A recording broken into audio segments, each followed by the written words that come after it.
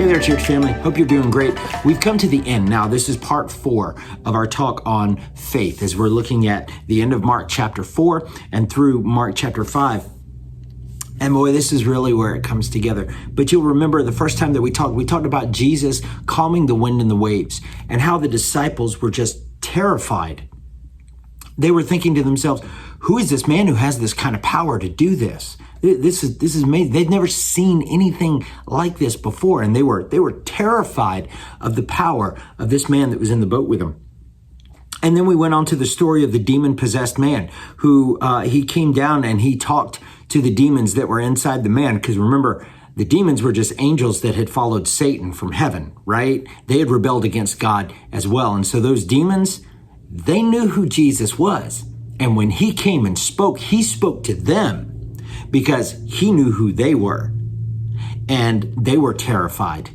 And then they saw the power of what Jesus did when he cast them out and he put them, remember, into those thousands of pigs that were on the hillside, and the pigs all ran down the hillside and drowned in the sea.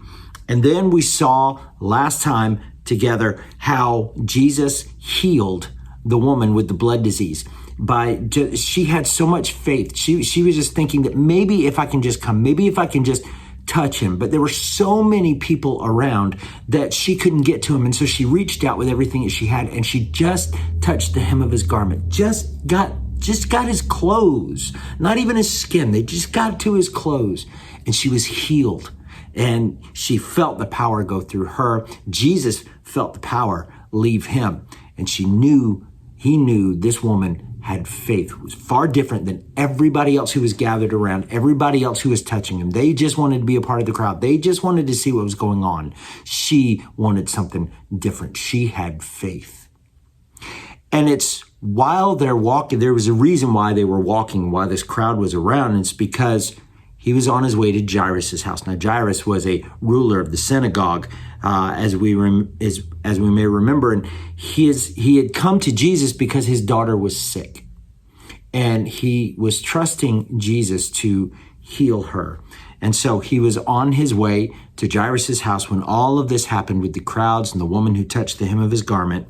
And so we're going to pick up the story then in Mark chapter 5, verse 35. You can follow along with me here. While he was still speaking, some came from the ruler of the synagogue's house, that's Jairus' house, and they said, "Your daughter is dead. Why trouble the teacher any further?" So what's happened is in the time that he's been surrounded by the crowds and this woman has touched the hem of his garment, the little Jairus' daughter has passed away. In verse 36, as soon as Jesus heard the word that was spoken, he said to the ruler of the synagogue, "Do not be afraid, only believe." Love that. And he permitted no one to follow him except Peter, James, and John, the brother of James. Then he came to the house of the ruler of the synagogue and saw the chaos and those who wept and wailed loudly. And when he came in, he said to them, "Why make this commotion and weep? The child is not dead. She's only sleeping." And they ridiculed him because clearly she was dead, right? But Jesus knew what was about to happen. He knew what was about to happen. But when he had pulled them all outside, he got rid of all of the crowd. When he had pulled them all outside, he took the father and the mother of the child and those who were with him, remember Peter, James, and John, and entered the house where the child was laying. Then he took the child by the hand and said to her, "Talitha Cumi," which is translated, "Little girl, I say to you, arise." And immediately the girl arose and walked, for she was 12 years of age, and they were overcome with great amazement. Now, that's a great story. And again, another example of the tremendous power of Jesus Christ that everyone is seeing over these last 50 verses that we've been studying through here. And they see this amazing power that Jesus has. But I want to look at something else. Yes, Jesus has this amazing power, and it terrified his disciples, and it terrified the demons, and it terrified other people because of the things that he was able to do. But I want you to look at what he said to the little girl, because it's so important. He took the child by the hand. He just reached out, took her by the hand as she's laying there, And he said, Talitha Cumi, which is translated, little girl, I say to you, arise. Now I want you to get this, because this isn't just, pat a little girl on the head. Hi, little girl. That's not what this is. So this word, Talitha Cumi, this phrase is Aramaic. And Talitha is not just, hi, little girl.